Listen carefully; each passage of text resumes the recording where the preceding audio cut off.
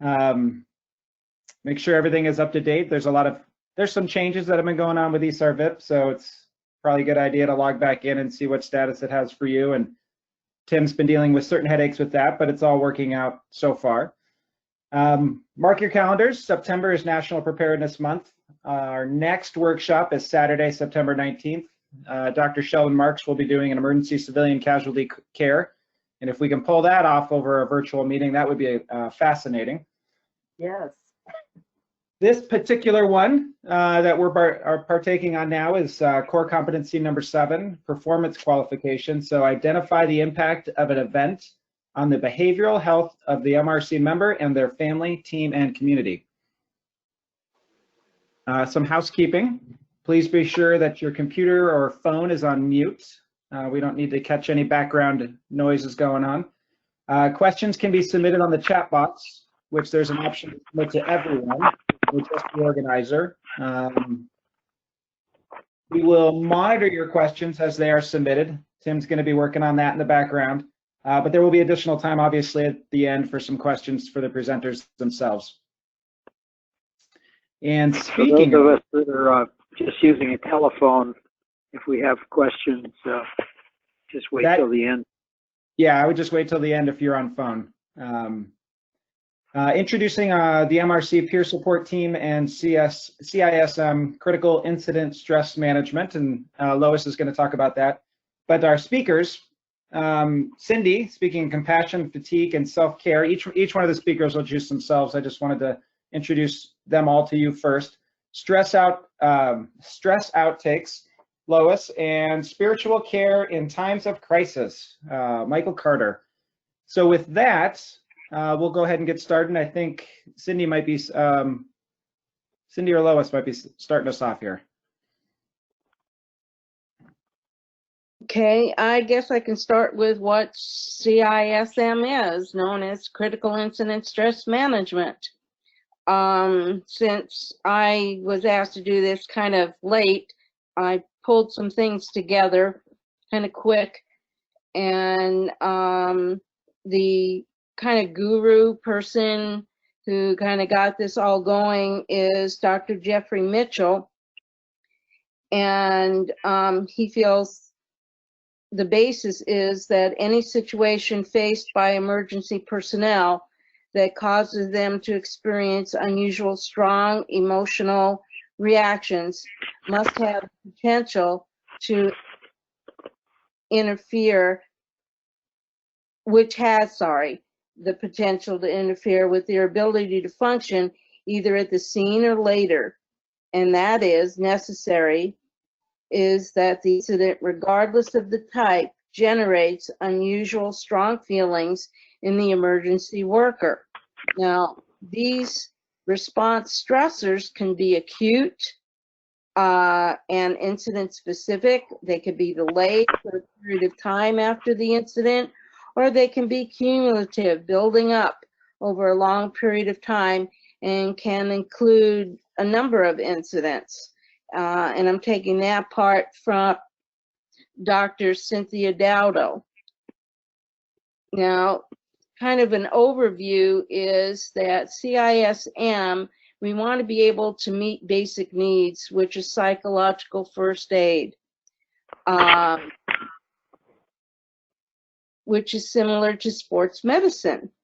We want to be able to access and stabilize and, you know, kind of take the hand away from that flame of that fire. We want to have acknowledgement of the event and reactions. And very specifically, we focus more on their thoughts and reactions rather than the event. We facilitate by encouraging expression of different emotions while helping them understand the impact of the critical incident. It is a time for normalization. It's an opportunity to share that an event such as they have been through with eliciting reactions and emotions. It's also a time to attribute the reactions and emotions to the situation and not to any personal weakness. We want to encourage, and we do that by effective coping skills. And last is what's referred to as either referrals or recovery, where assessment or generate from other interventions, or we implement interventions and assess the ability to be able to safely function. And this, what I've just outlined, is what's known as the SAFER model, for which we kind of center things around. And it's the most widely used intervention. This is a time to, as I said, sports medicine rather than doing therapy. We don't have the time and space and so forth for that. It's sports medicine time.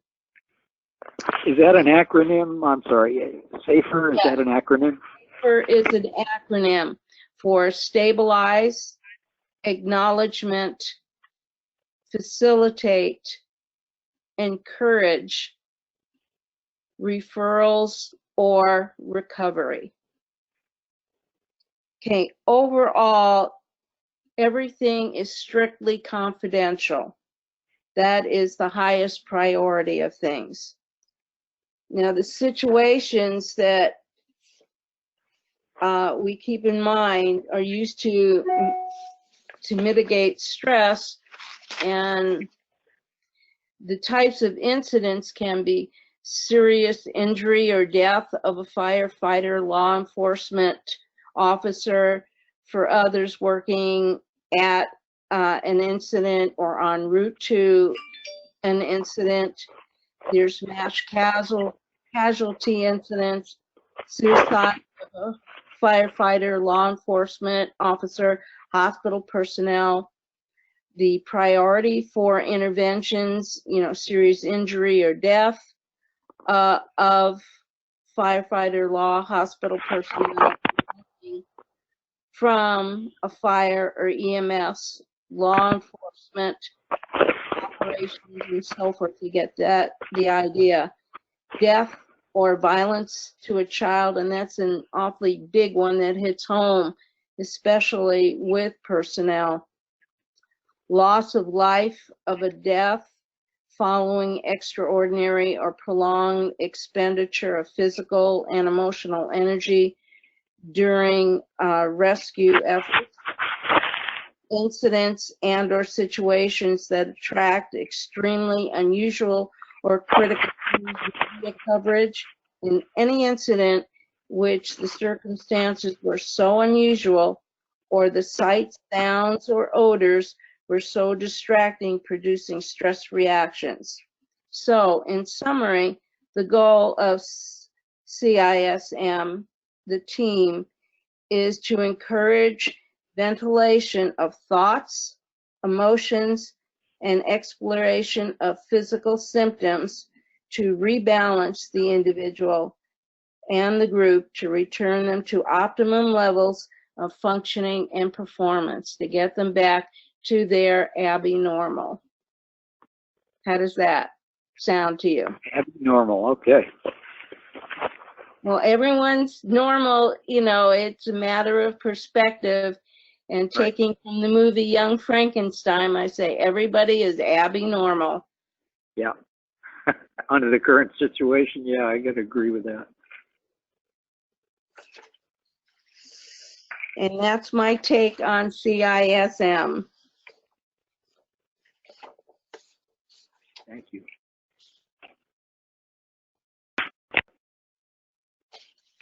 Great, Lois. Thanks. Do you want me to introduce myself next and then start? Or do you want everyone to introduce themselves first? Oh, Introductions before your session. So why don't you go ahead and start, Cindy? All right, and Tim, are you gonna allow me to share my screen? Oh, you're muted, Tim. I'm Cindy Ruiz, Director of Student Services with the Marana Unified School District. I am also an adjunct professor with the University of Arizona in their Master of School Counseling program. I am an ICISF trainer for managing school crisis and part of the Southern Arizona Interagency Peer Support Team, where we practice CISM. So great job, Lois. Thank you for allowing or providing that introduction. So it follows up nicely. And today I'm going to talk about compassion, fatigue, and self-care. Once I can share my screen.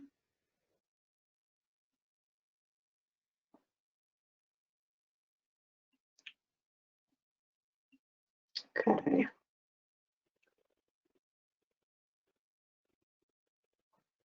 You make sure everybody could see it. It's loading.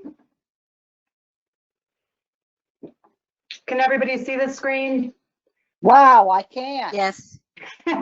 Awesome. So thank you all for being here on a Saturday morning at 9 a.m. And honestly, this is one of the things that I think you are taking the very first step to really be able to help others. Because if you can't help yourself or you don't take care of yourself, then you truly are not able to take care of other people. And so you matter.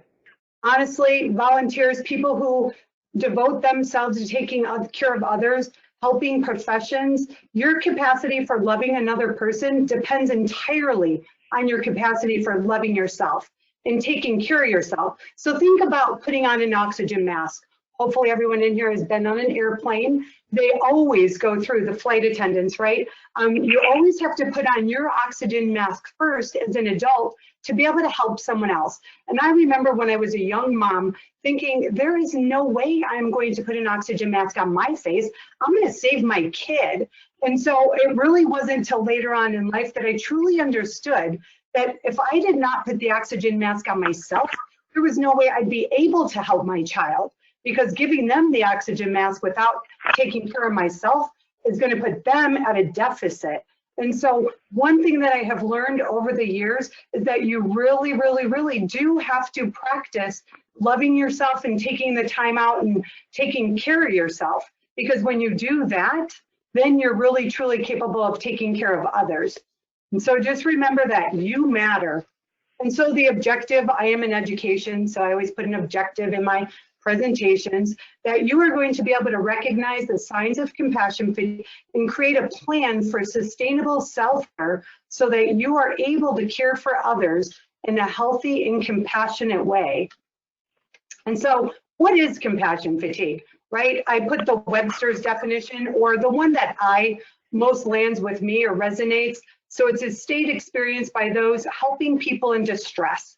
It's an extreme state of tension and preoccupation with those suffering, or the suffering of those being helped, to the degree that it can create secondary traumatic stress for you. So in practice, this is the stress that is generated by helping others who struggle. They could struggle behaviorally, emotionally, psychologically, based on a variety of events that may have happened in their life. They may have encountered trauma. Right now, according to the ACEs, everybody, or Traumatic Stress Foundation, during this pandemic, everybody has one ACE score now, because we are all going through a traumatic event and we're doing it together.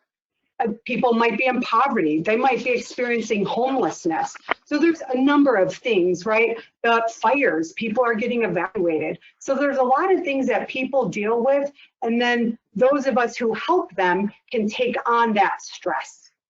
So how do you know if it's compassion fatigue or burnout? Like, what's the difference? I always get asked that question. And so for those of you who experience a lot of stress, you can ask yourself the following question.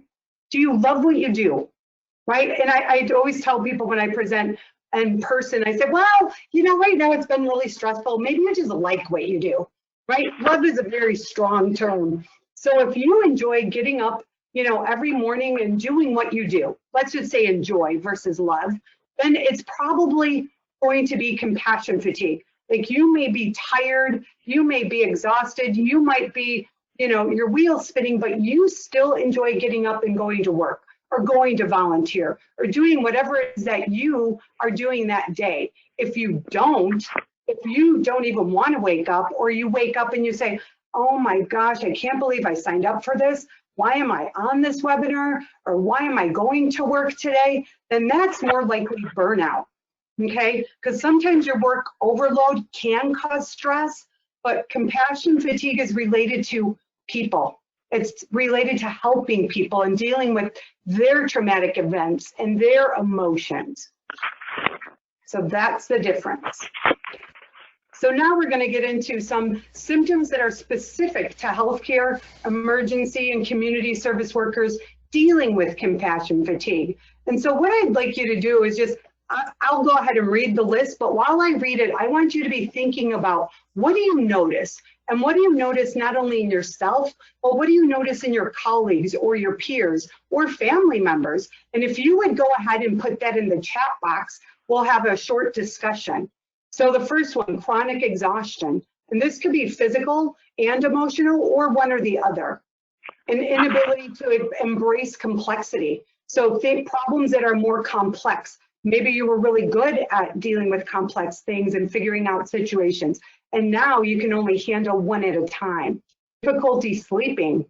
I know this one has hit a lot of people, especially during the pandemic, because your thoughts are constantly reeling on what's going on, either with yourself and your families, the community, or the nation.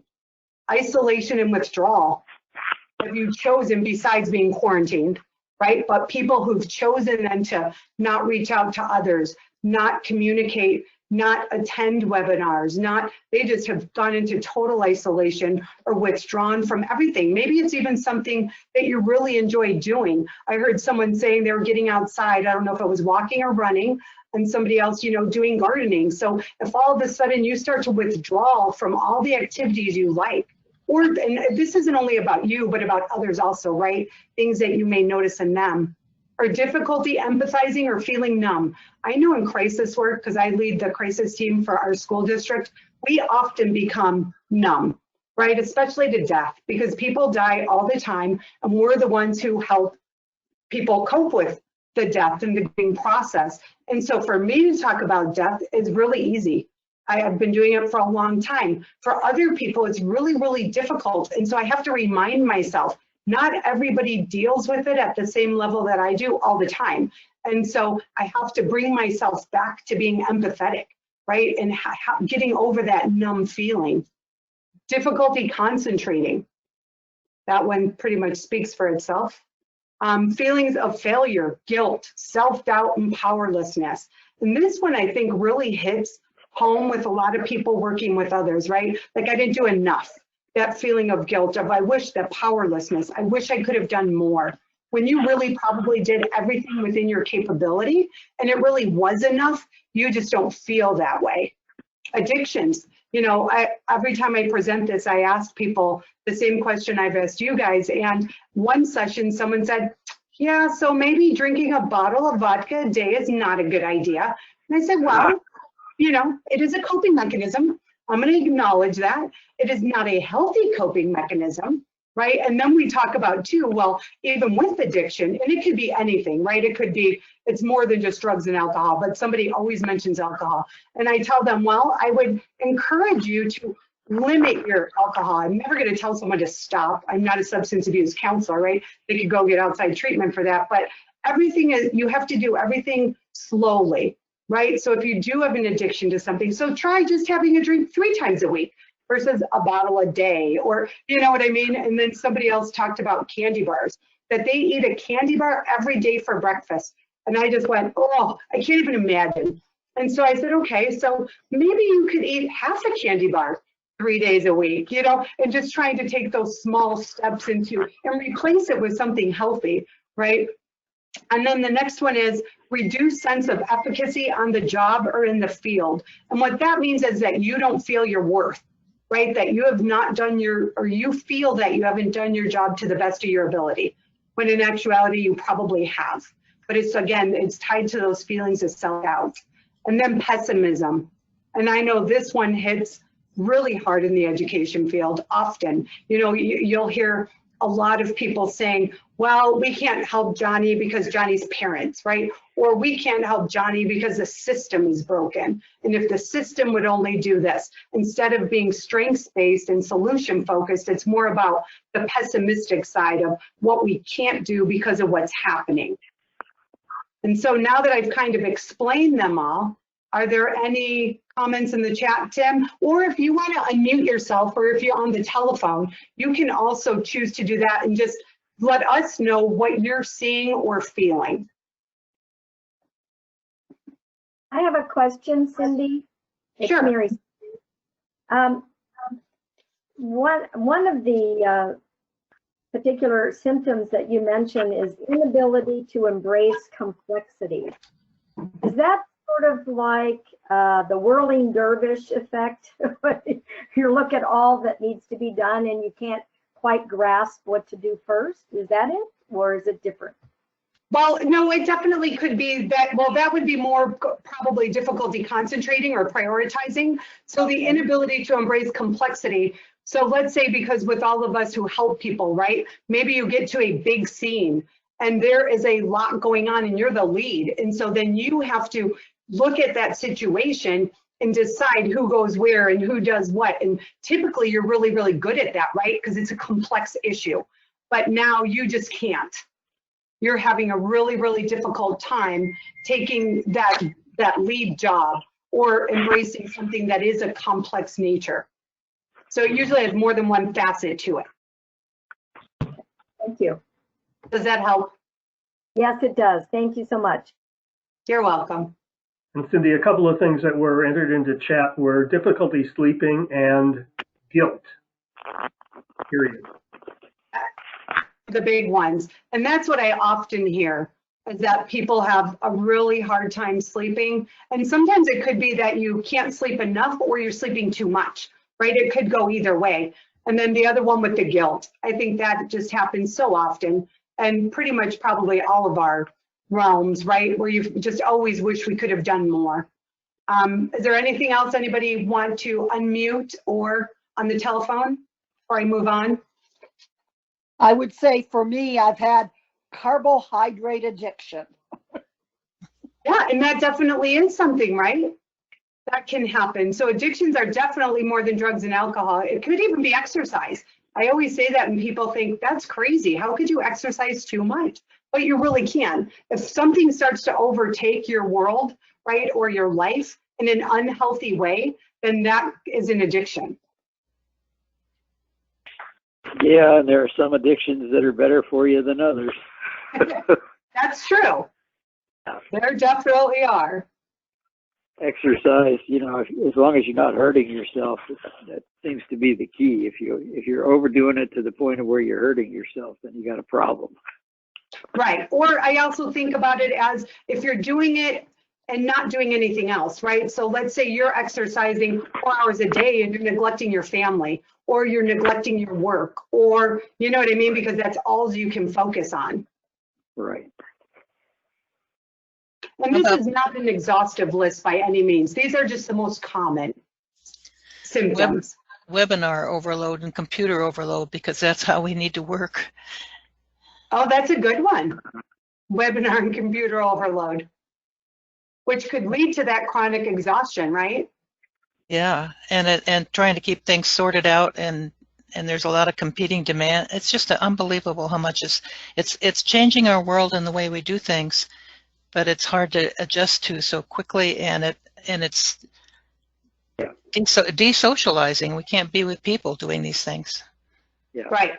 I agree. I prefer to train in person, most definitely, because you can read your audience a lot. It's really hard for me to look at a presentation and people, right? Or to look in the chat room. And so you always have to have somebody else helping facilitate. Where if you're face to face, you can see people, you can walk up to somebody, you have that proximity and you feel the energy of a room.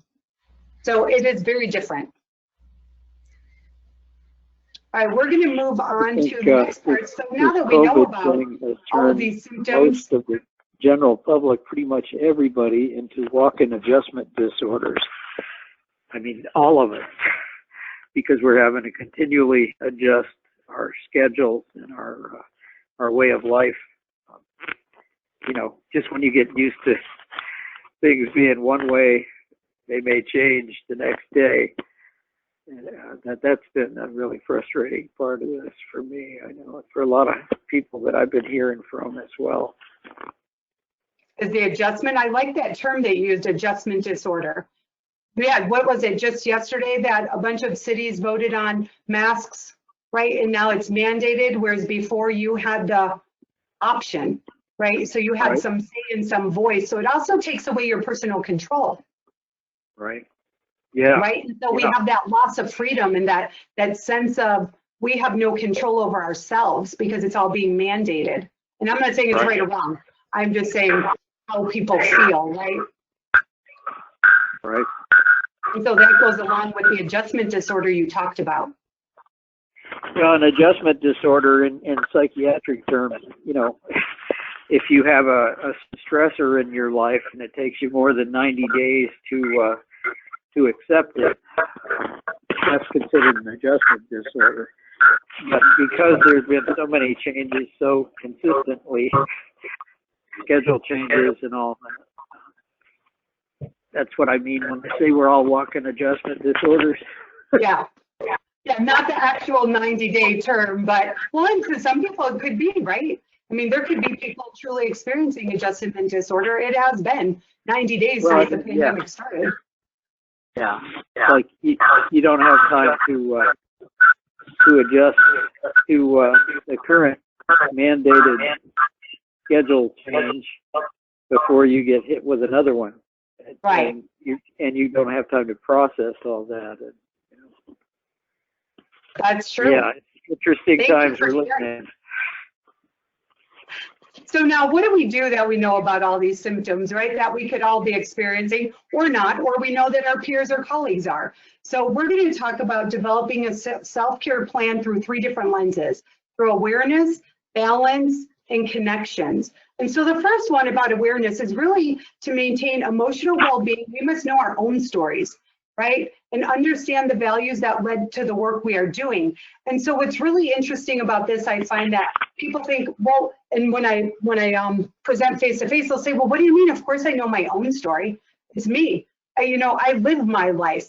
But I can tell you there are so many people when they go through this, generally what I would have you do, and I'm not going to for the sake of time, but I would have a piece of paper, you'd already have it in front of you, and I would have you create a timeline of important events in your life.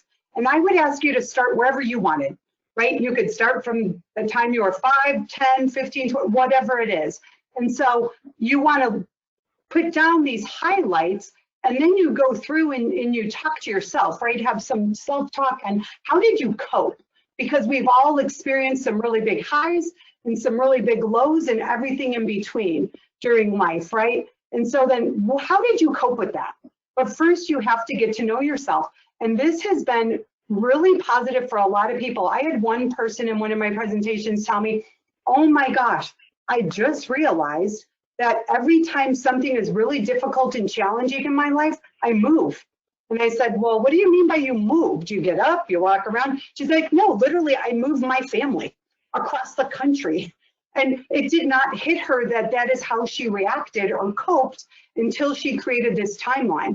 And so I thought that was super interesting. So you can know a little bit more about me. I'm not going to go through my entire timeline, but I moved to Arizona in the late 80s. I had my first child. I was very young in 1986. I was the first person in my family to graduate from college with a child. She went to college with me. That's why I always say she's so smart. And then I got married, not to her dad, somebody else. And then I had 2 more daughters. And the ones on the bottom, not because I don't like her, because I'm not really good with creating this timeline. So I apologize. Don't think I dislike Mackenzie more than Sammy or Val. I love all my girls. Then I went to, well, actually I was in the middle of my master's program when I had Samantha. That's always fun because, you know, babies know how to study or that you need to study. And so I graduated with my master's in school counseling in 2003. And then when the baby, who was Sammy, turned 5 and went to kindergarten, I thought, well, I should just get a doctorate. I've always wanted one since I was 8 years old. It doesn't matter that I have 3 kids. We're going to do this. And so I went to school and I did get my doctorate. And in the middle of that, to my stepdad, who pretty much raised me, he died in 2007. And then my biological dad died in 2012, when at that time he had a 4-year-old daughter who he had custody of in Florida. So I had, before he had died, not knowing that he was going to die, it was a sudden heart attack or congestive heart failure, but I had always agreed that if anything happened to him, I would take my half-sister. And so as I'm finishing up my dissertation and getting ready to defend, I'm flying to Florida every month to battle custody with the mom who did not have custody of her. And for various reasons, I ended up winning, brought her home. So now I have a 4th daughter. And so, you know, I think about that time as probably one of the most stressful times in my life, just because there were so many things that, I also got a new job. That's when I became, in my current role, the Director of Student Services. So just with so many things going on, and I look back and think, wow, well, how did I survive, right? What did I do? What were my coping mechanisms? And so you really want to look at your story and think about, what did you do that was positive? And maybe you had some not so positive coping mechanisms, right? And then what did you do to change those? And if you didn't change them, what could you do to change them? So at the end of this, hopefully you'll create your own timeline.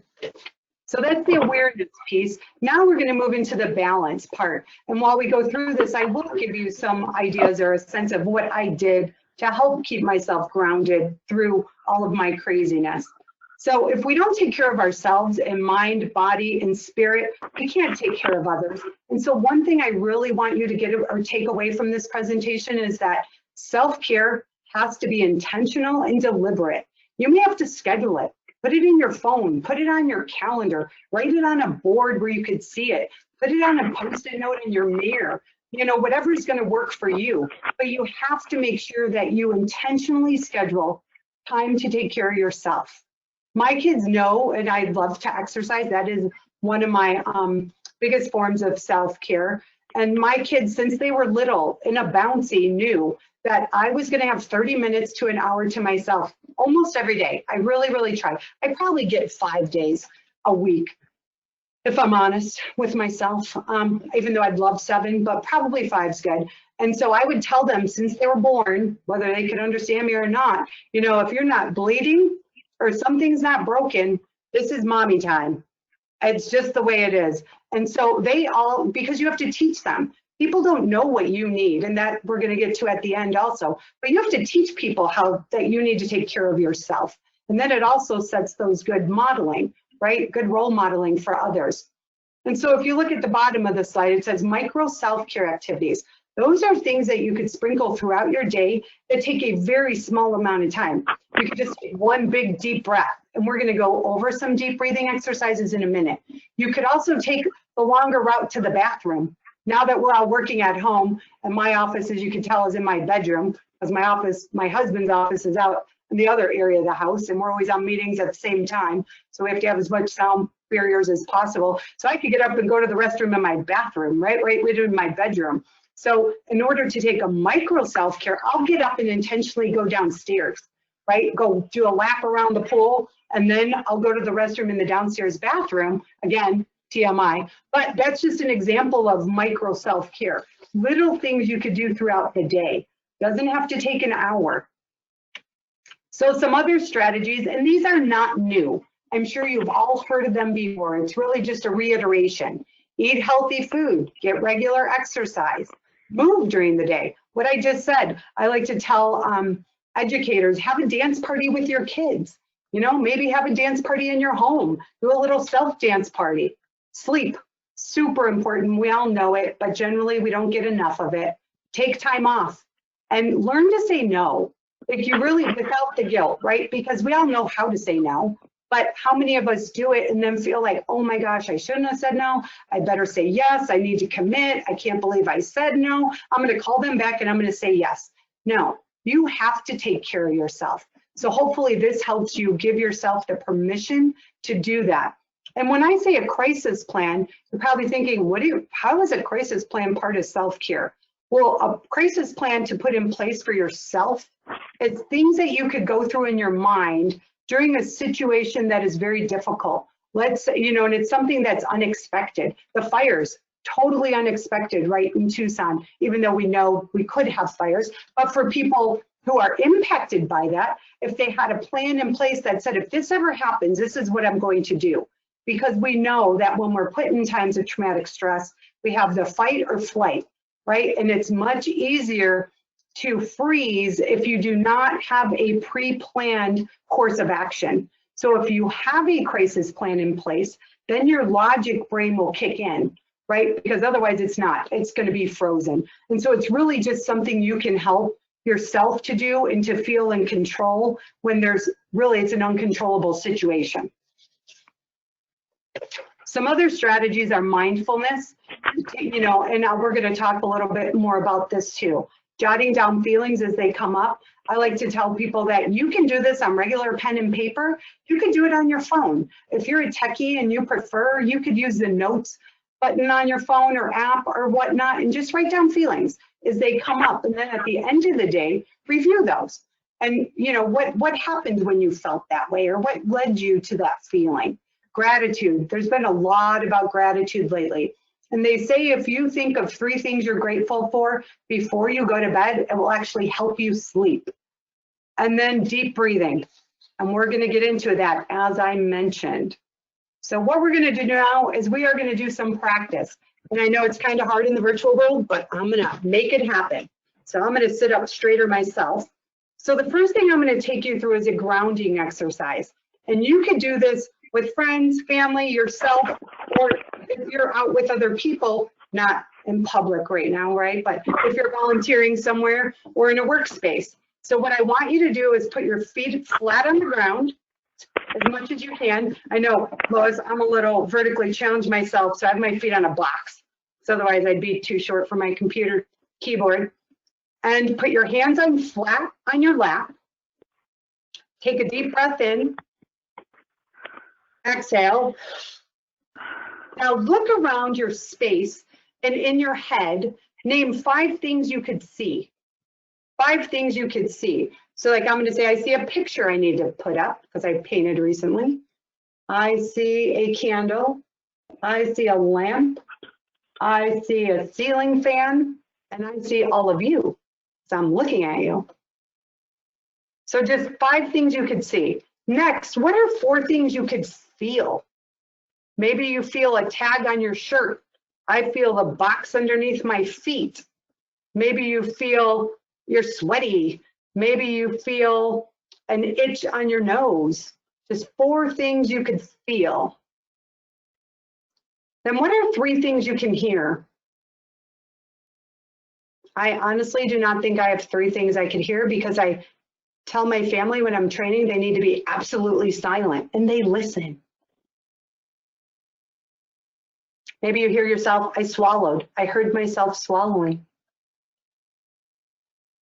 3 things, maybe you have a ceiling fan going. Maybe you can hear people talking. I know Kieran mentioned she had the TV on. And then what are 2 things you could smell? Maybe it's your coffee. Maybe it's your toothpaste. Maybe it's a candle that you have lit in your space. Hopefully it's not body odor. And then what is 1 thing you can taste? I still taste coffee. Could be your toothpaste again. Could be you're having a snack. And now what I want you to do is take another big breath and let it out. And hopefully you feel yourself grounded. And what I mean by that is when I do this and I could actually feel it even within the virtual world, you feel a sense of calm. And you could feel the room just kind of slow down and the energy just go a little more relaxed. And so that's a grounding exercise. And so while you're grounded, we're going to talk about some mindful breathing. And you'll see there's 3 different images on the screen. The first one is what we call 4 square breathing. And I'm going to show you my hand, because if you have a hand, you could do 4 square breathing. You could do it without a hand, but everybody has a square in the middle of their palm. And so what I'd like you to do is either using your hand, and you could look at it, or you could just follow along. So what I want you to do is when you go up your palm, you're going to inhale 4 times, so 4 seconds. You're going to hold for 4 seconds, which is much harder when you're talking as you go across. Then as you come down, you're going to exhale 4. And make them audible. Then you're going to hold that exhalation as you go across for 4. We're going to do it one more time because I think you have the hang of it now. So you're going to inhale up 4. Hold as you go across 4. Exhale down 4. Hold that exhalation 4, and then take a deep breath. So that's one way to do some mindful breathing. Another one is the ice cubes. And so those of you on the phone, I'm going to explain it. So hopefully you could use your imagery. So what we like to do to teach this one is ICE stands for inhale, count to 10, and then exhale. And if you cannot hold your breath for 10 seconds, you could do 4, you could do 5, you could do 6. I like to teach it where you hold your pinky out in front of you. So even those of you on the phone can hold your pinky out in front of you. And as you inhale, you're going to bring your pinky up to your nose. So take a big inhalation like you're smelling the best flower or plant, or if you're like me and you have horrible allergies, maybe just something very sweet smelling like vanilla. So take a big inhale in, hold it for 10 seconds.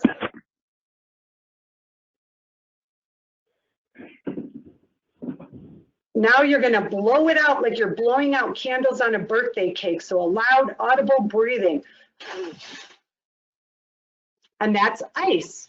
And so it's a visual way that you could teach people how to inhale, count to 10, and exhale. The next one is 5-finger breathing. Again, if you have a hand, so what you do is you start at the top of your thumb and you inhale down, you actually inhale up the side of your thumb, exhale down, inhale up your finger, exhale out, inhale, exhale. And so you go through, I'm not going to do it, but you go through all 5 fingers and you inhale and exhale. And what this does with people in the field when you're working and they're really, really upset, it's actually more of a grounding activity also, because it gives them some sensory input because they have touch. So they're touching their own hand and they're inhaling and exhaling. So it gives them that extra step to focus on and uses more senses.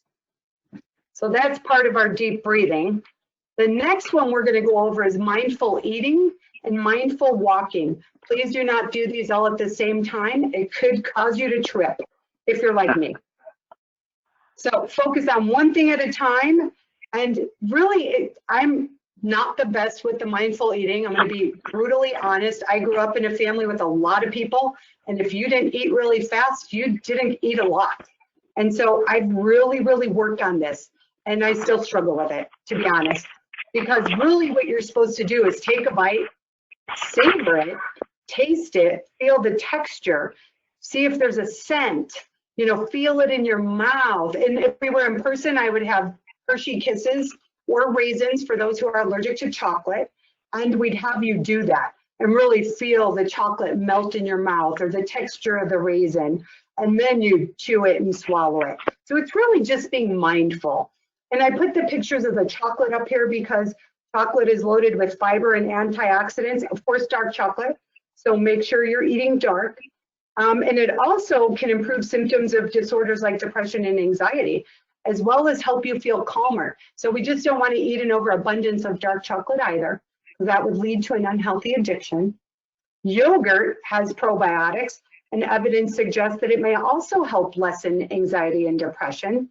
Salmon shows that it reduces anxiety and depression. So just eat salmon, chocolate, yogurt, and then drink some green tea because it's a low-calorie energizer. I'm going to put all that milk in there that I see in this picture, even though it's very pretty. And it could help brighten your mood and assist with relaxation. The only problem with green tea or something, it's not really a problem, but that to be mindful of is that it does have caffeine. And so if you should not have caffeine or caffeine causes you to be anxious or gives you the jitters, then just be mindful of intaking the caffeine part of the green tea. The next one is mindful walking. So how do you mindfully walk?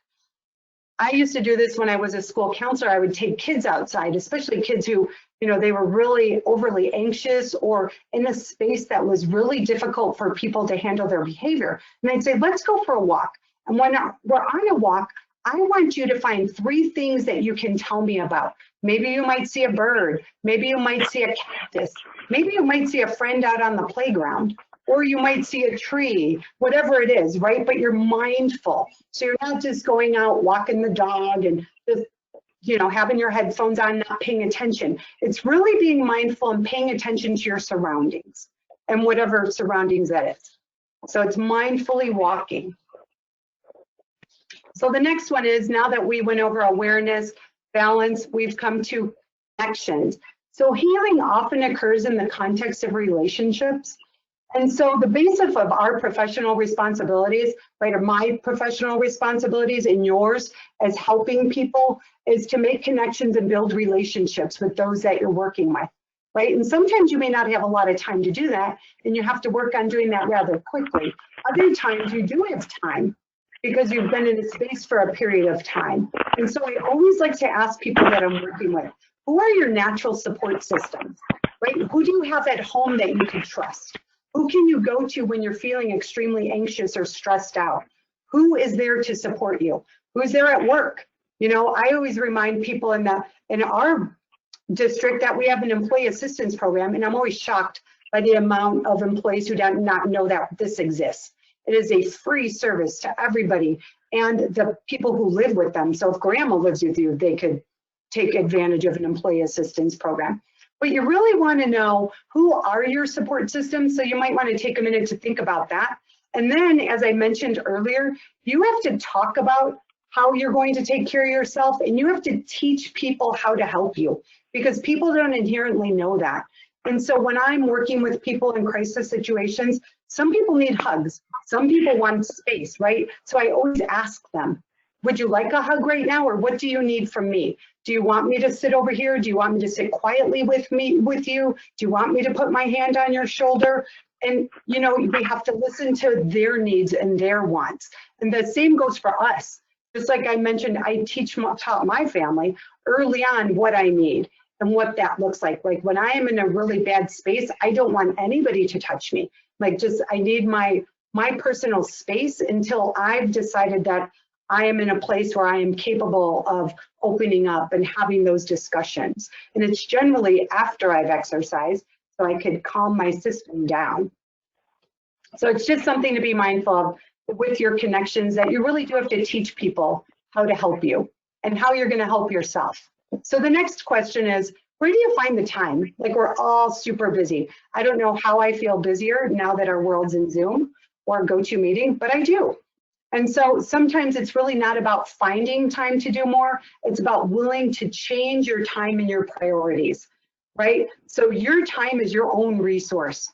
Where do you want to allocate it? And you have to set limits, and you have to ask for help, right? We don't have capes and magic wands. We cannot create time. I really wish I could. I wish you could, and you could teach me how. But since we can't, we might have to delegate some tasks, right? And let other people do things and know that it's good enough. If you're like me, I delegate cleaning tasks to my children, and then I'm always like, oh, but you really didn't do it because I still see dirt on the floor. Well, that's not positive for either of us, right? So when I have to consciously and mindfully delegate and then know that it will be good enough, right? And then, like I said, you have to be intentional and deliberate with your time. So the next thing is types of self-care. So we talked about what that could look like, and I have hyperlinked in here some plans. And so I will be able to share this presentation with you through Tim, so you'll be able to access these plans. Oh, sorry, I was going to see if it worked. My hyperlink is, oh, there it goes. I just wanted to show you really quickly. I'm not going to go through them all, but there's two different ones. One's a little more lengthy. I really like the information it provides you previous to creating your plan. And the other one is just a simple, straightforward. You could use the charts that I provided on the same slide to go through what you could put in each of these boxes as far as physical self-care, psychological first self-care, emotional, spiritual, relationship, workplace, and then overall balance. And what might get in the way of your self-care? I think it's always important for us to really think about and put that out there. And then what negative strategies do you need to avoid? And if you implement your plan, how might it help you feel? So that is one self-care. The next one really quickly I'll show you. And again, you'll have access to this. We're not going to have time to do them today, but I wanted to just share the resources with you.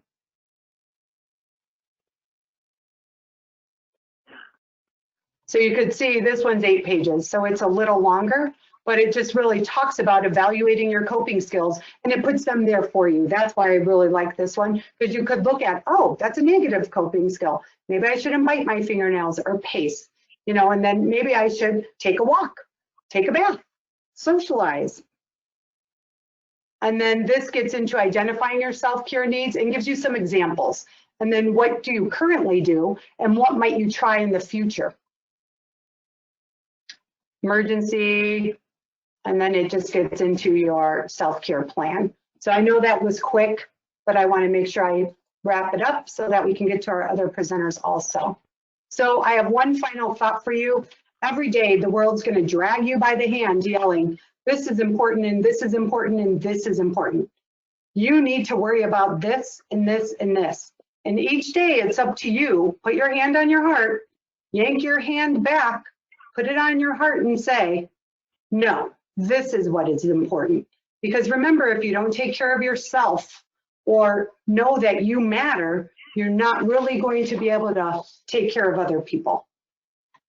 And I have some references. And again, like I said, I will make this available for all of you so that you can have your own copy. And I am done. If you have any questions. Fantastic, Cindy. Thank you so much. Yeah, that was really good. I love the self-care plan. It's wonderful, Cindy. Now we just have to do it, right? Yeah. Always easy to talk about. I wanted to let you know that I use the breathing exercises at night, and it really helps me go to sleep every time. Thank you for sharing. Well, that was really great. Fantastic job making a virtual presentation very interactive.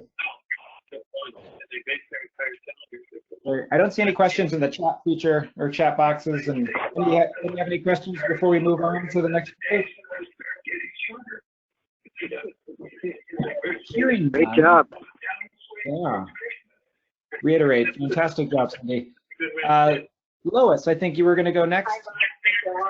Yes, I can. Tim has got my PowerPoint, and hopefully he's going to be able to put it up. And since I didn't introduce myself before, Lois Marchek, I am hired first teacher, school counselor, crisis counselor. I'm hearing a lot of male voice in the background. Yeah, good reminder. Make sure everybody mute yourselves. Yeah, everybody mute yourselves. I'm still hearing that male voice in the background. There we go. Okay. I'm a part of our state disaster medical assistance team, and I also do EAP work. Hang on one second. I just And got part of our, Sounds like somebody's got a radio on or something. I'm wondering if it's coming from caller number 4. So who's Caller number 4. Maybe Tim, since he has control, could mute everybody. I don't know if you could do that in GoToMeeting. Just take me a second. Yeah, let's do real quick. There we go. Yeah, that's better. Okay. My session is called Stress Outtakes. And hopefully Tim will be able to put it up on screen. And while we're doing that, normally I start off with, my presentations are normally very interactive. And I start with an icebreaker, which we can kind of do while we're waiting for that. If you want to kind of turn down the lights where you're at, or mute yourself or whatever from the camera as well, and just kind of close your eyes. You can do this with music or not, and it's called a breath of fresh air. So I just want you to kind of relax. Your body is beginning to feel comfortably heavy. You are feeling more and more relaxed. You are imagining yourself stretched out on a softly cushioned lounge chair. Your body sinks into the cushions of the chair.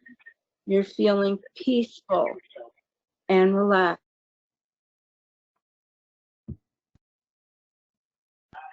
Out on your cushioned chair on the deck of a huge, glistening white ship. The ship is not moving. You feel safe and relaxed. The ship is surrounded by a harbor of sparkling blue water. You feel completely safe and peaceful. The only sounds you hear are the gentle lapping of the water against the ship, and very far away, the rhythmic ringing of an ocean buoy. You feel completely safe and peaceful. Sunlight dances on the water of the harbor and feels slightly warm on your body. A gentle breeze moves the ship's flag and brushes lightly across your face. You feel completely safe and completely relaxed. You smell the air. It smells fresh and clean. You breathe deeply and sink still further into that soft cushion of your chair. Gradually, you begin to stir. You stretch out your legs, then your arms. You open your eyes for a moment and then close them again. You begin to become aware of your surroundings. You have left the ship and you are sitting in a room.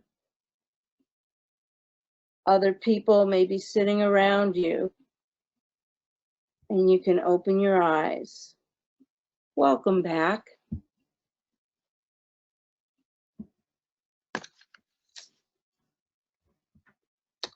How'd that feel? Good. Real good? Everybody's muted, so I'm sure they agree. Yeah, it's just kind of a way to enjoy, it's a brief escape. I do various types of breathing activities throughout for all age levels. Okay. And once, I'm working on I don't know what, I know. Okay, it's all right. And I'll just go ahead and start because of the timeline.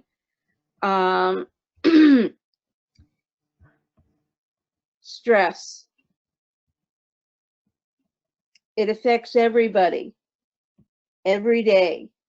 It could be passed on from one person to another and even to a pet.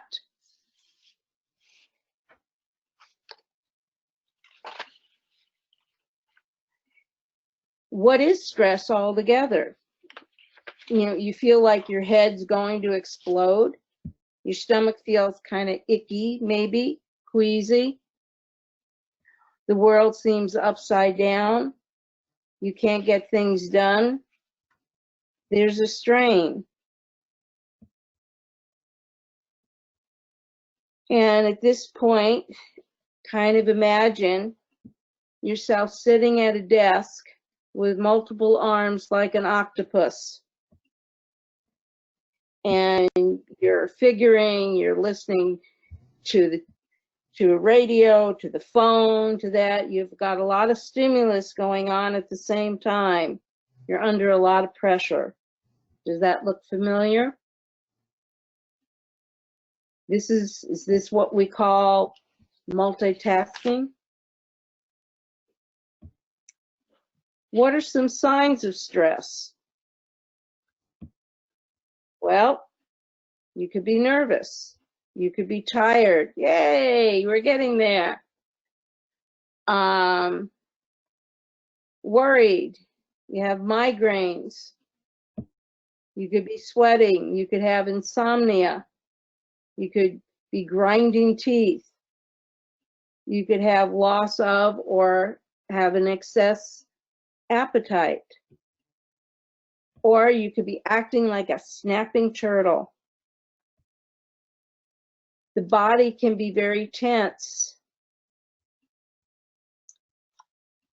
There's dryness of the throat and mouth at times, or a nervous pounding of your Morning about taking care of yourself. I'm going to expand this to taking care of others as well, even though you all are not chaplains. Maybe some of you are, but this is some things that we can all utilize.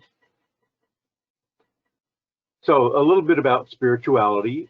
What is spirituality? And to use a term to define a term with Webster, it's being spiritual. So matters relating to the spirit, which means internally focused, not externally. There's some synonyms there: ecclesiastical, sacred, associated with one's spirit or soul.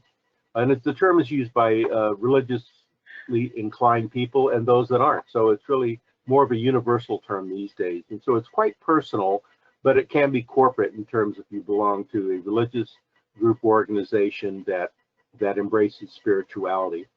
It frequently is an acknowledgement of a greater power than one's own or one's own currently. So it looks at both internal and external sources. An external source would be what many people consider to be a deity or God. And it can be from that external source, which was a creating source, or it can just be from an awareness of what's inside of us or around us. And it's an energy or a spirit that can unify, improve, strengthen, and some religious orientations, it's a redemptive spirit. And it's can be both present and beyond this time and physical dimension. So there's this concept is quite broad. I'm going to give you three different perspectives that I've lifted from VOAD, Light Our Way, and just look at these in terms of your own concepts about spirituality, and you may not fit into either of these three. Firstly, spirituality is a personal quest for the transcendent, how one discerns life and meaning in relation to God and other human beings. Healthy spirit fosters healthy relationships and affirms all of life's experiences as part of the journey. This was by a Jewish rabbi, Rabbi Lankin. The second view is spirituality is a feeling of being alive. It's the driving force that gives you the understanding who you are. It is the guide that leads you to the meaning of your relation with God, people, and the world, and yourself. Spirituality brings clarity to your thoughts, tranquility to your heart, and warmth to your feelings. This is by an imam. And lastly, this view is spirituality is the essence of life, the beliefs and values that give meaning to existence, and that which is held sacred. It is one's understanding of self, God, others, the universe, and the resulting relationships. I don't know where number 1 came from, but this is from Naomi Paget, who is one of the authors of Light Our Way that we're going to be talking about. So this presentation, just to back up a little bit, what I'd like to do is have us define spirituality and spiritual care. Identify how spirituality varies with personal perspectives and beliefs. Also look at the marks of positive spirituality. What can spirituality do for us and for others? And describe symptoms of spiritual disease or disease. I'd like to have us relate how crisis interrupts spirituality. And given the variability in spirituality, why and how should we support spirituality in ourselves and in others? We're going to look at citing some basic spiritual needs that most people have and identify how those can be assessed. We'll look at one particular model.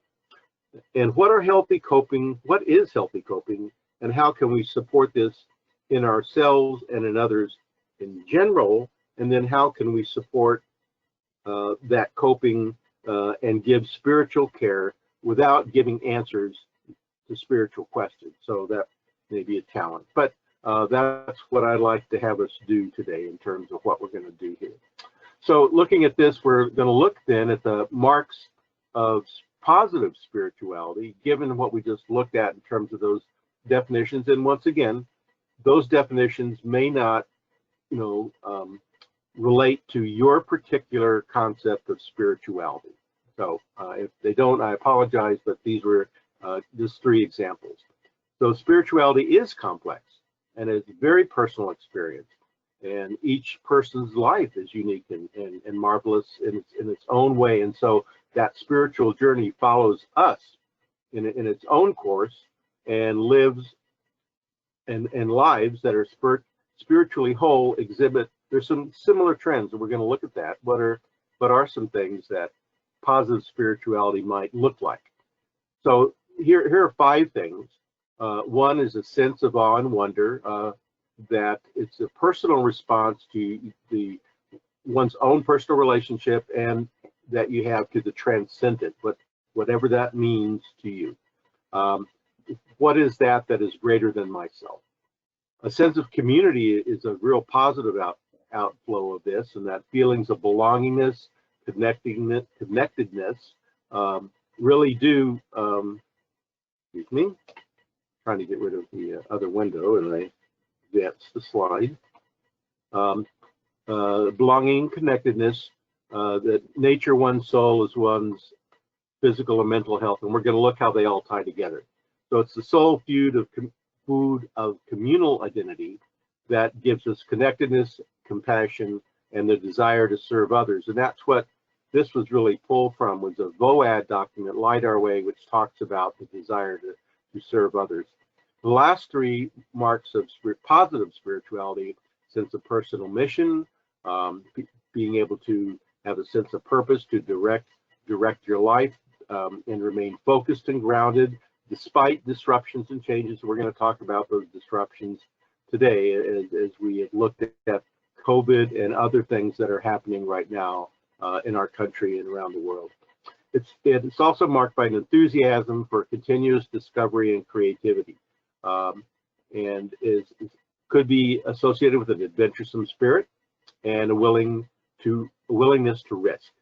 There's also a sense of well-being and joy, satisfaction and happiness for a balanced life, caring for oneself and for others, an accountability to self and to others, and the ability to appreciate life and the source of life, even at the worst of times, which some people can be experiencing right now. So if this isn't happening, then there may be symptoms in ourselves or others that we see, which are a disruption of those positive things.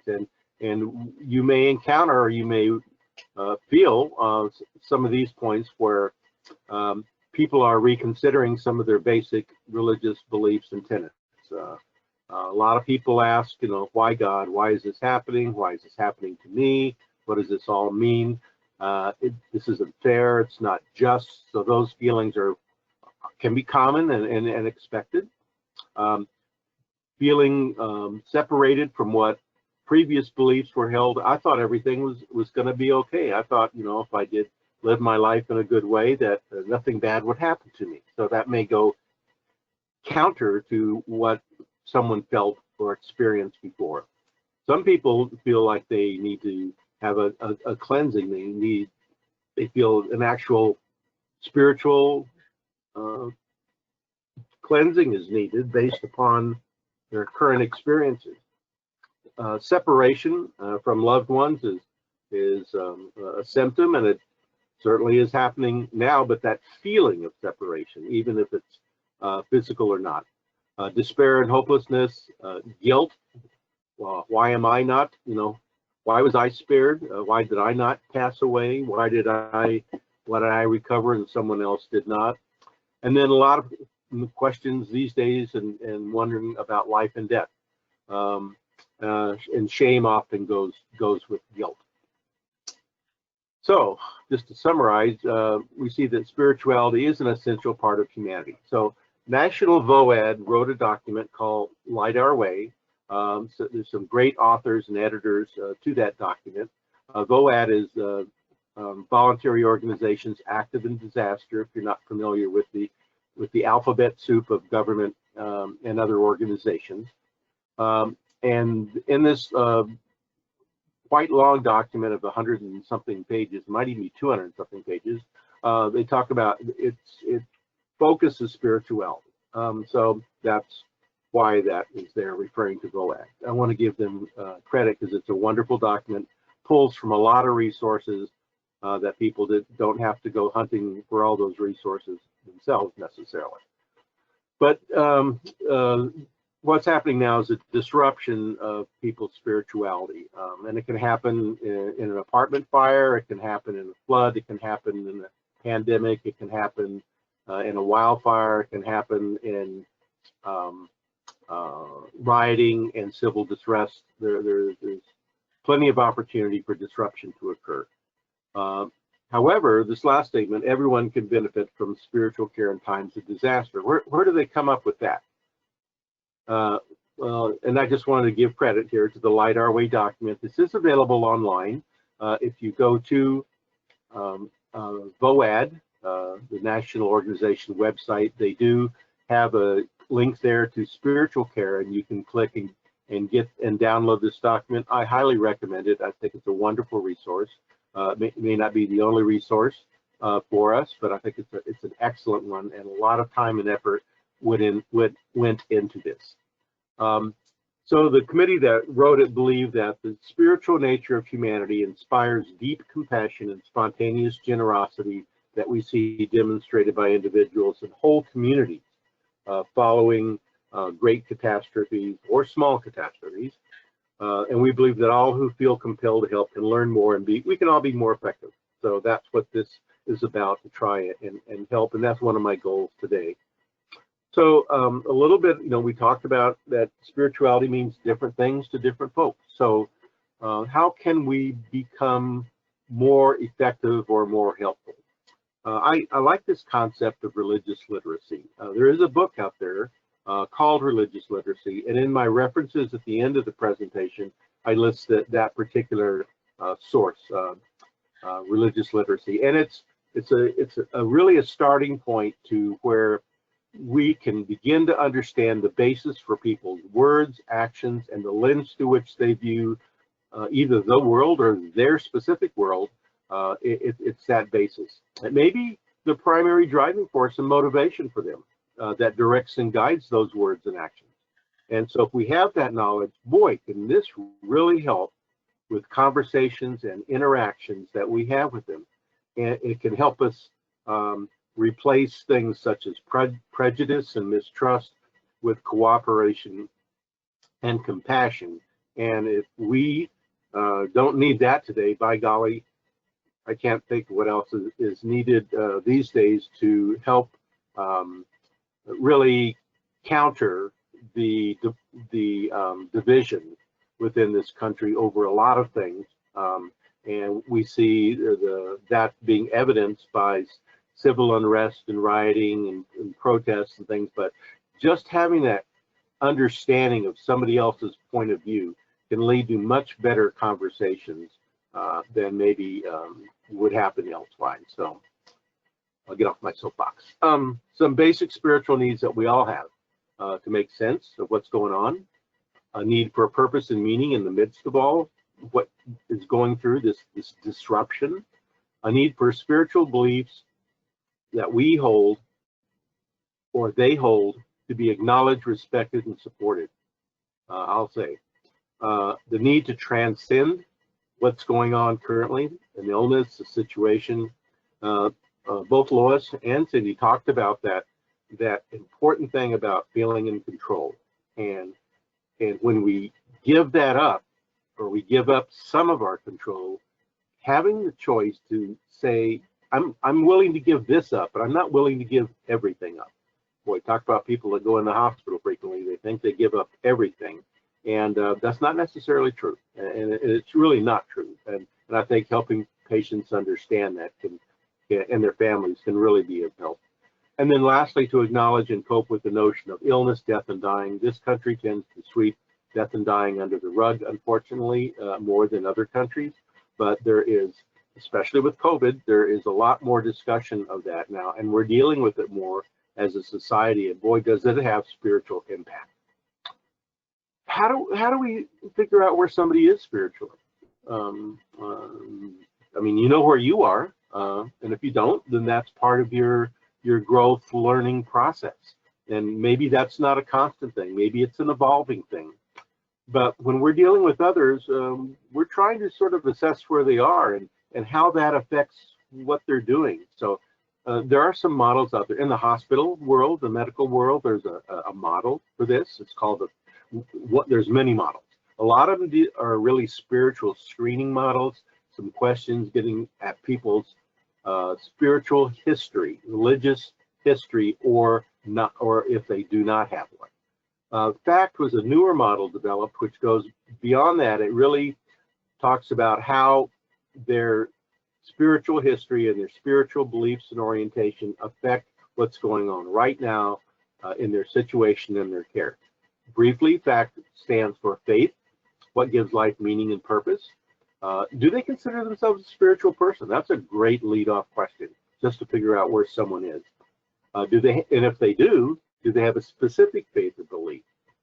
Secondly, well, that's good to know, but are they active? Is it having any? Is there any currency in their life today with that faith? Is it even available to them? If they're in a COVID ICU unit, it may not be available to them. Can they access it? Will someone reach out and get a resource for them?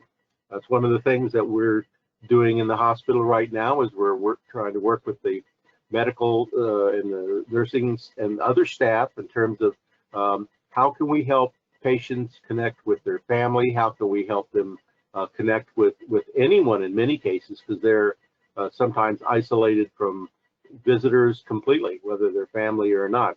That's an institutional decision, and different places around town handle it differently, and especially now with the rise in cases, we're seeing a more strict approach with hospitals in terms of accessibility to others by patients that are inpatients. Coping, how are they coping? Boy, that's a great question to ask someone, or to ask yourself. How am I coping? And then, is their faith, to go back to the previous two things, do they have, what's their basis? Is it active? And is that helping them to cope? Or is it causing them stress? Now, there are some aspects of certain people's faith beliefs that are in conflict with certain types of medical care or their general treatment in the hospital. Boy, is it varied. And I think it's incumbent upon people like myself that are hospital chaplains to find out those things. but just talking to someone, you can find out, is this helping you, or is this causing some stress for you? Lois said it, and all the signs of stress, and so we can figure that out. Treatment plan. Well, if all is going well, we can support and encourage what they're doing. And this is for chaplains, and it can be for people that visit people in hospital, that encounter people in the field. If you have a similar faith base, your support might be more specific rather than less specific.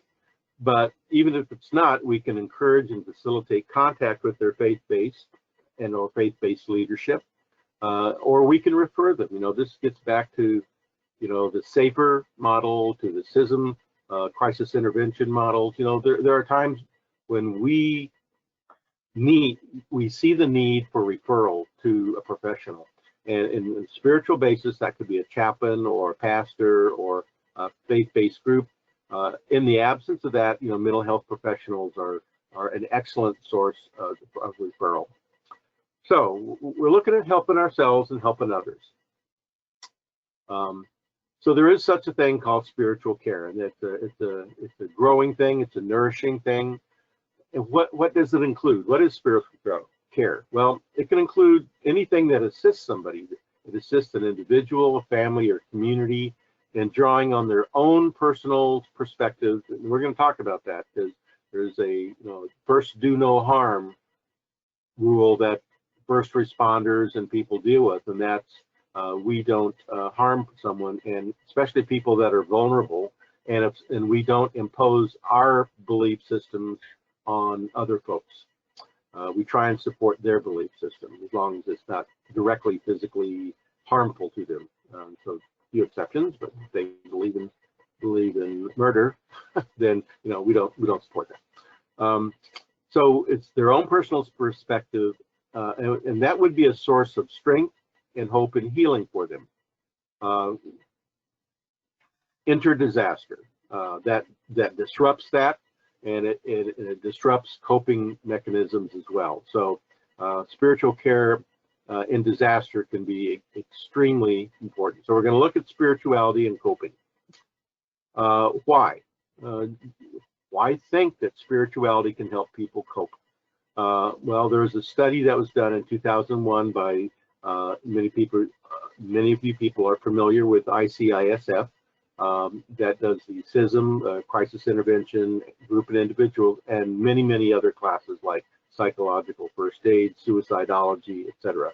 But the study, they said they did look at the results of spiritual care intervention or spiritual care requests by those people in disaster, and they said that over half, almost 60% of those impacted by disaster preferred to receive support from religious or clergy counselor compared to just wanting, not just, but compared to wanting that help from a physician or a mental health professional. And that's because of their own personal background, I'm guessing, imagining. This implies that those impacted by disaster desire spiritual care, that the presence of spiritual care can be a useful referral source for helping professionals. So that's where we get into knowing your resources and knowing how to help. So what is important in helping others when we're dealing with them and when we're looking to be supportive with them spiritually? What's in general, these are all things that you've heard with about helping someone in crisis. These aren't necessarily spiritual. There can be they're secular as well. And so active listening, letting people tell their stories, being slow to speak, quick to listen, trying not to answer why questions, connect people, wit. I remember I guess I lived in the South too long. Connect people with their support community. You try and make them understand that their feelings are not that uncommon. So you tend to say, maybe anybody would feel that way, or I can certainly feel that. A lot of people would feel the way you're feeling right now. Helping people accept the reality of the situation they're in. Yes, someone did just die. Yes, you are ill. Yes, this is a bad situation that we're in right now.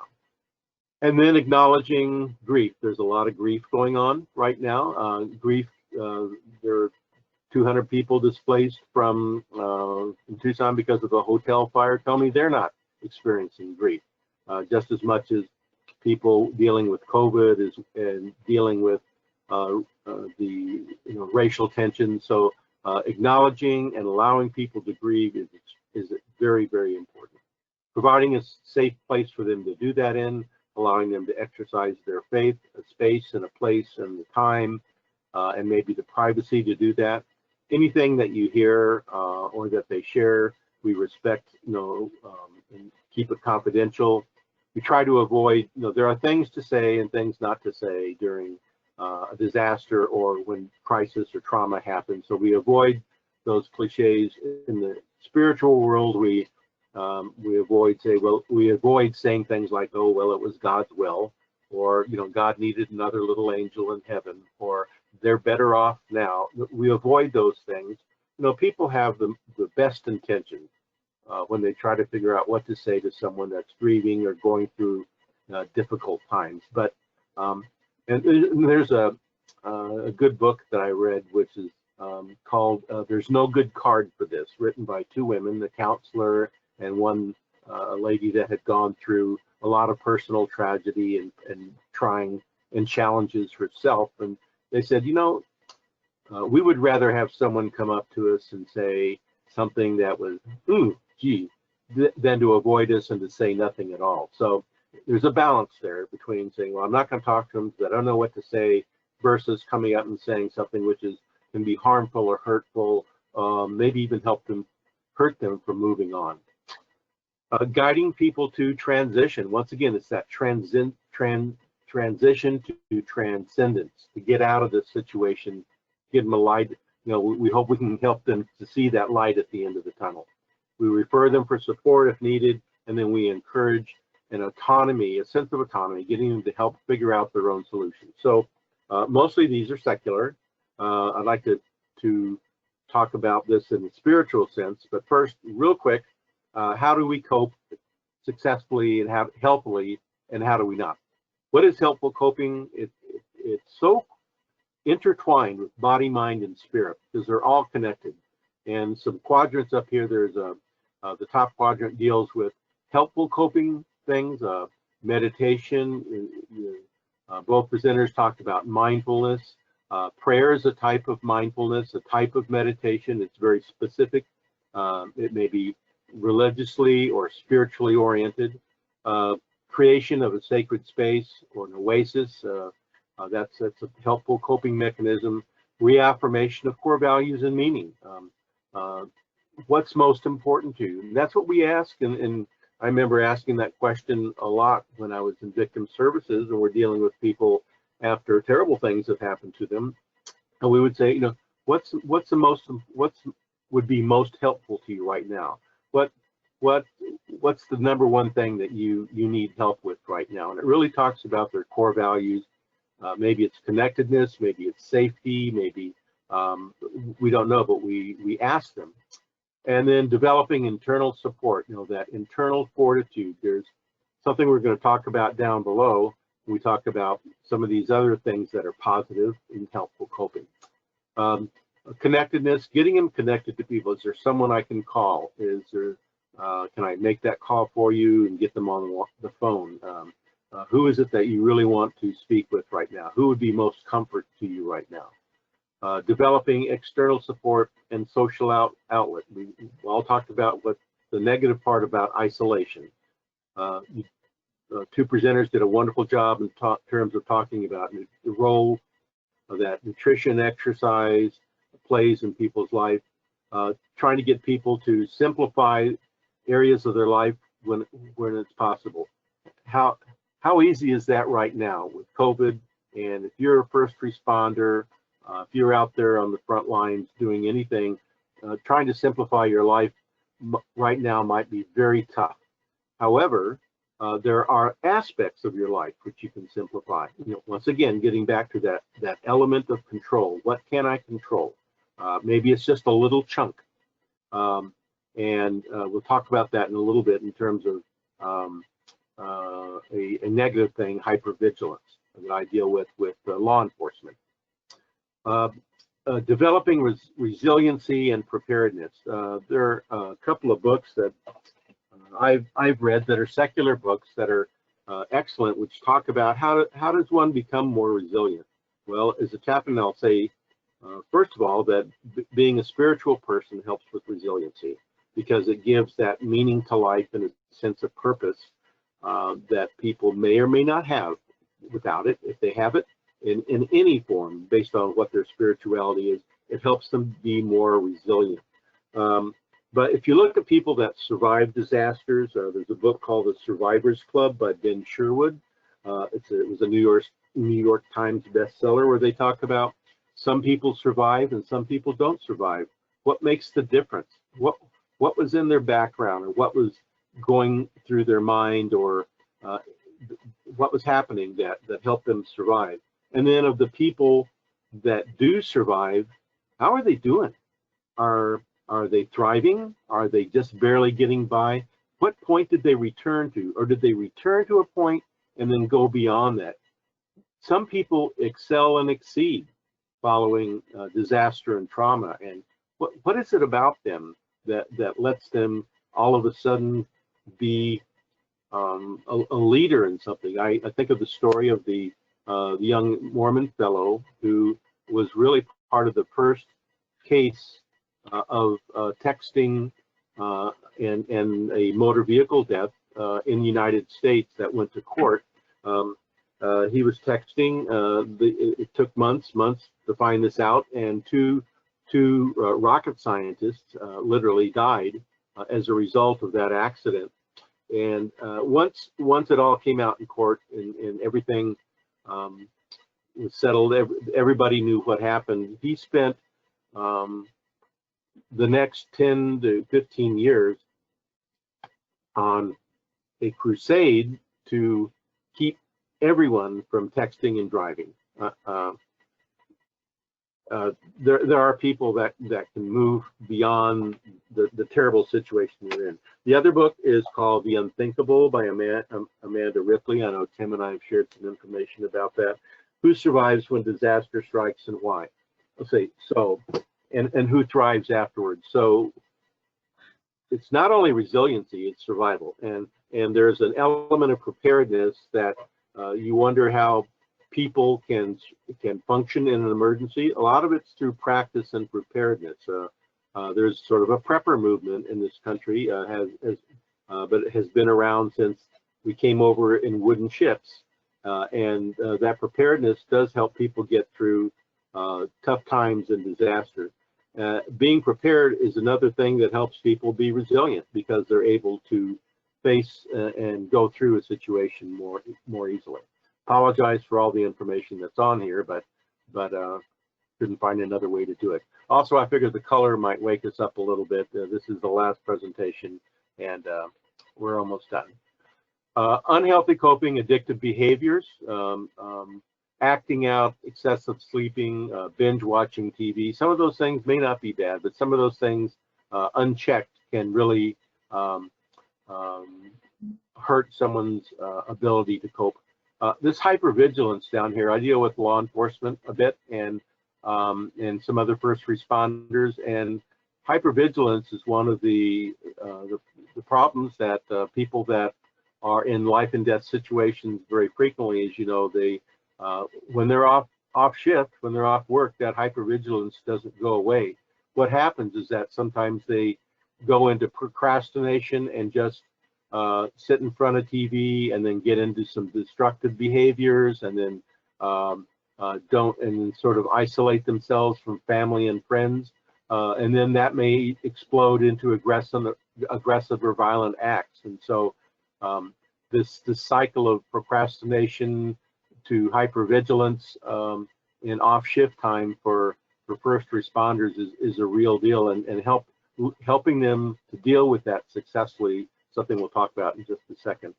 A lot of this stuff is emotionally based, emotionally focused, fear, shame, anxiety, and it manifests itself in a lot of ways. So helping with spiritual issues specifically, being honest and compassionate, and if you're not comfortable discussing spirituality with someone that you're dealing with, then listen to them and refer. And we all try to give the answer. Well, why did God do this, or why is this happening? Sometimes our version of what the reason is not very helpful to them. We don't try and argue with people and persuade them to believe as we believe when they're having a spiritual battle. You know, people want to vent, and that's fine. We let them vent. You know, people can be angry, but it doesn't necessarily mean they're having a spiritual crisis that goes to their core about their faith belief system. The more time you spend with them, the more you do reflective listening and talking to them, you might figure out that that's what's going on, and then you can refer. We don't respond with cliches. We don't assume what their beliefs are just because they say they're X religion. We don't necessarily assume we know their complete belief system, but we do use whatever they have to help them cope.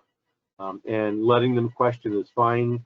Anger is fine. I had a fellow in the hospital once. It turned out he said, "Well, why pray? Why pray? Who's there to pray to?" And you know, the religion's just a Jewish myth, you know, by a bunch of white Jewish men. And there's no reason to pray. Pray means nothing to me. So we spent some time, and it turns out, you know, I did some. It sounds like you're pretty angry at God. And we had a good conversation after that. He was angry, and he kicked God out of his life, or his concept of God. And we talked about it. And I'm not there to try and give him my version of my beliefs, but we talked, and by the time I left, he felt better. He wasn't as angry anymore. So you know, there are things we can do even when we don't see eye to eye with someone. Real quick, disaster spiritual care is spiritual care on steroids because bad major things are going on. So what do we do that in disaster spiritual care? Offer presence and hospitality, meet and accept people as they are. First, do no harm. We don't know, these people are vulnerable, and we don't give them our belief system. We don't use it as an